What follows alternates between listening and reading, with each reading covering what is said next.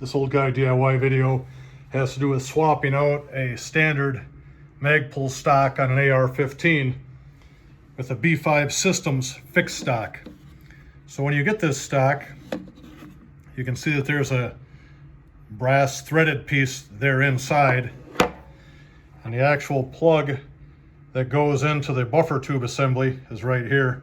See, it's threaded and it just takes a standard screwdriver to drive that thing home.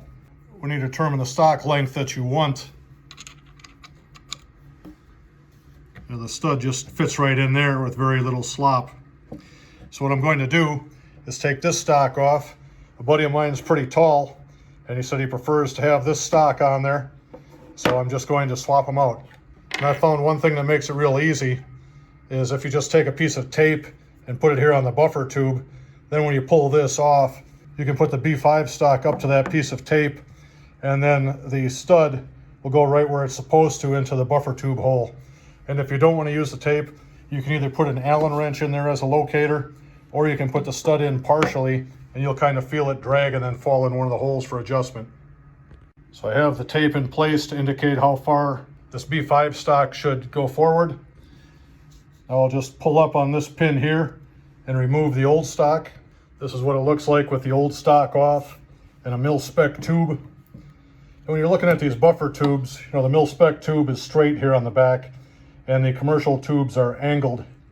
And this particular B5 stock does not fit commercial tubes, so that will work out well in this application. Now I slid the B5 stock onto the tube up to the tape, and then I threaded that stud in there, and it pulled down nicely. And when you get a B5 stock, it has this little piece of plastic that sits over the top of this assembly. So to install and remove it, it's just a matter of putting it in place and pushing it down. From an orientation standpoint, there's this little area that's scalloped out on the back side.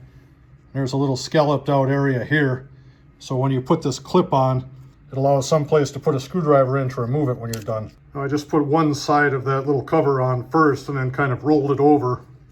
You can see where that little area is to pop a screwdriver in if you ever decide to take this off, put it on another weapon, or if you just want to change the length of pull. So it's a pretty straightforward process. This stock is really nice and firm, and it gives a longer length of pull than the little guy that was on there.